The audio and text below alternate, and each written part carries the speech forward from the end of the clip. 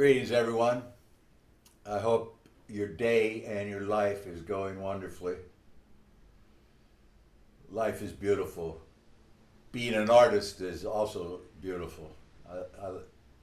I wouldn't trade it for anything. It's an infinite field of exploration and study. It's a dance. I call art an aesthetic science. In other words, it's got all the beauty of self-expression, and at the same time you study the world and the nature of color as a painter and as a sculptor too. If you happen to be a sculptor, my master Antonio Salemi lived to be 102, passed away in 1995. I was always impressed. At one point he started talking about one of his life-size sculptures in terms of color, and I really got it.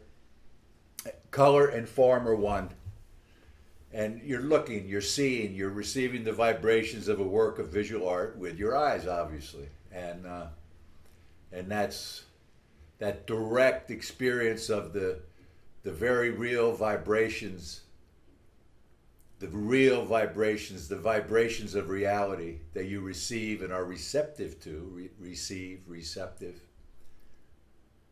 That's what makes the art so profound. Here's a still life I did in 1996. A sculpture head by Antonio Salemi. That's a terracotta piece that I used in this still life. Of an imaginary portrait of Christ that he created. Some persimmons and a small head of Lisa. That's the child's head there, the infant at the bottom right, and this beautiful vase I like to use in my still life. And the background, a couple panels, and the background colors, and the foreground colors, the shadows, everything there. It's 28 inches by 30 inches. Let's take a little closer look. I always love how blue and white work together.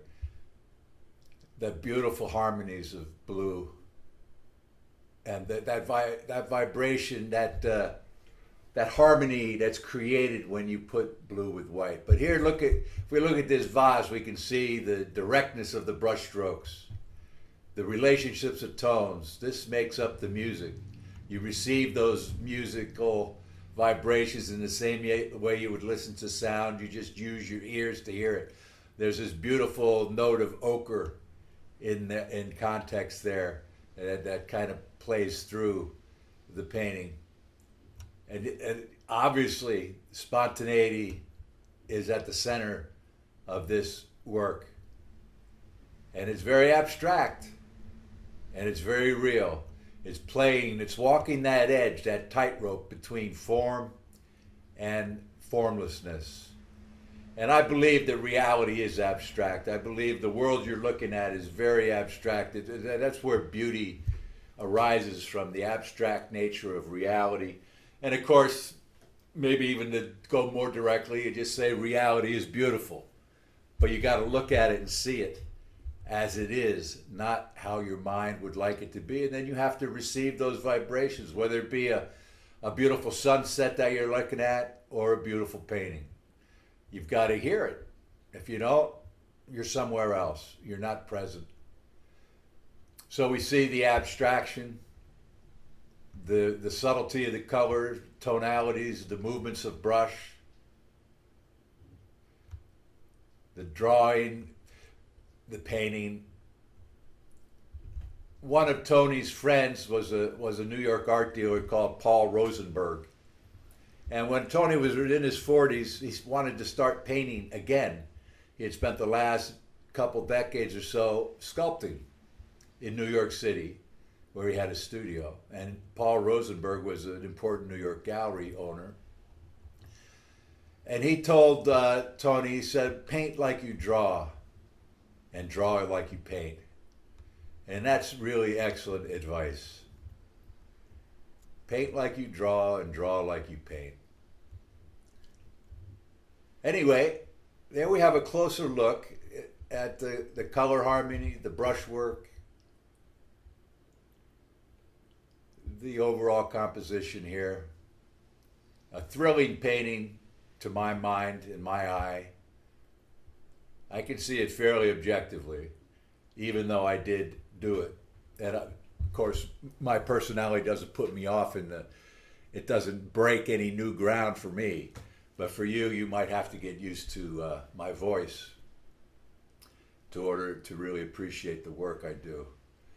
But it's all about, if you look at the whole thing, I gotta emphasize this, that painting is a balance of the motif, the subject matter, the objects that I'm using to study and paint. It's a balance of color, the color harmony, which comes out of my feeling and use of color. My personality and the brush, all those things which are basic elements of the art form are in balance here. And that's what the best of modernism represents as far as I'm concerned. That's what I always aimed for, and it's not an intellectual aim. It's a deep need to express myself as the medium in terms of art. That's why I do it.